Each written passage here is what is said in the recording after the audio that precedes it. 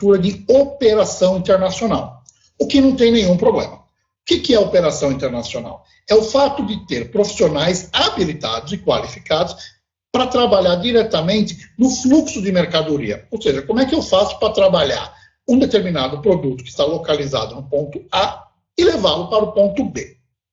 Qual que é o problema dessa questão?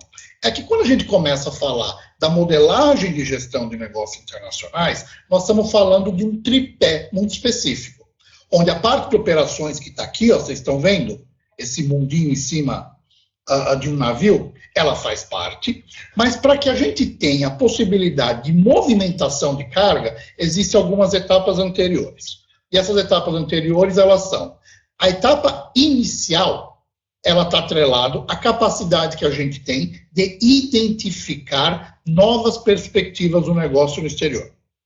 Perspectivas identificadas, a gente entra numa segunda etapa, que a gente chama de área de negociação internacional, e aqui a gente tem a figura clássica do trader.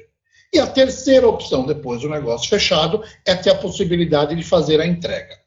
Qual que é a grande questão? É que quando a gente começa a olhar para o mapa, em termos de alocação de profissionais na área de comércio exterior ou na área de gestão de negócios internacionais, o que a gente tem é exatamente essa fotografia. A gente tem aproximadamente 85% dos profissionais que atuam na área internacional atuam diretamente na estrutura de operação. A gente tem aproximadamente 10% das pessoas atuando na área de inteligência comercial, ou seja, no desenvolvimento de novas possibilidades, e a gente tem só 5% dos profissionais que atuam na área internacional atuando com o fechamento do negócio. Bom, não precisa ser muito rápido para compreender que se a gente tem muito mais gente atuando aqui nesse cantinho, pouca gente vendendo e menos gente fazendo prospecção de mercado, como que a gente faz para ter um processo de expansão das relações comerciais no Brasil, por exemplo? Então, o primeiro desafio que nós, como gestores de negócios internacionais, precisamos ter é compreender que não tem nenhuma dúvida que a estruturação de operação ela é super importante para que a gente consiga efetuar negócios dentro de um escopo global. Entretanto, fechar os negócios e entender quais são os mercados que demandam aqueles produtos onde nós temos forte potencial é tão relevante e tão importante quanto. Tudo bem, gente? Estamos tranquilos por enquanto? Vocês podem me dar um dedinho se a gente está bem, como é que nós estamos, preciso entender aí de vocês, pessoal. E aí, como é que estamos? Beleza? Quem mais? Ok, a Clarissa, tranquilo, ótimo. Então, vamos continuando. Bom, se a gente já entendeu, dentro de um primeiro momento, esse escopo com relação à estruturação do mercado, a gente entra num segundo momento agora, que é entender, dentro de um contexto de cenário, dentro de um contexto de estrutura de cenários globais, como é que nós estamos inseridos. Então, para que a gente consiga entender essa questão, é muito importante a gente entender alguns elementos que nós estamos vivendo no mundo hoje. O primeiro deles, e aí obviamente que a gente pode ter essa sensação no Brasil, mas esse é um fenômeno de cunho global, tá, gente?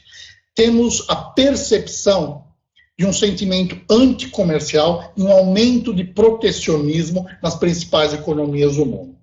E aí, de onde que a gente começa a compreender essa sensação como sendo uma sensação real em termos de estrutura? O primeiro deles está diretamente atrelado à guerra comercial proposta entre o governo americano e, consequentemente, a nova postura chinesa dentro dessa questão.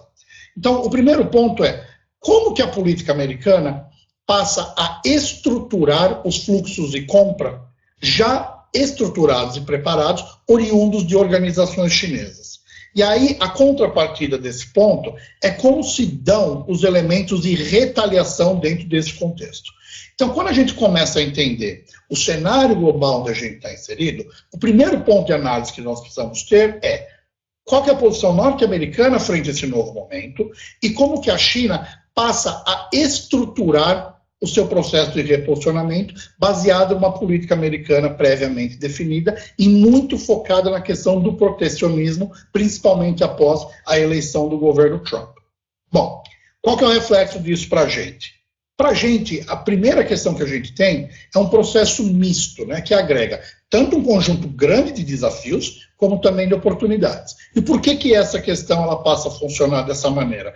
Porque dentro dos processos de acordo entre essa polarização dos Estados Unidos e China, existe uma série de produtos, por exemplo, onde os Estados Unidos concorrem diretamente com a gente. Então, isso, obviamente, passa a apresentar um grande desafio. Por outro lado, se as negociações entre China e Estados Unidos, de alguma forma, elas acabarem andando de forma lateral, isso passa a oferecer um grande conjunto de oportunidades para o Brasil.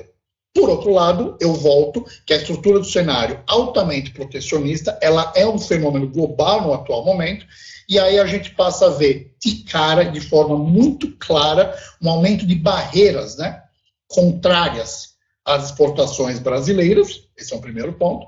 E o segundo é a necessidade de um incremento em termos de relevância das negociações comerciais que envolvem o Brasil.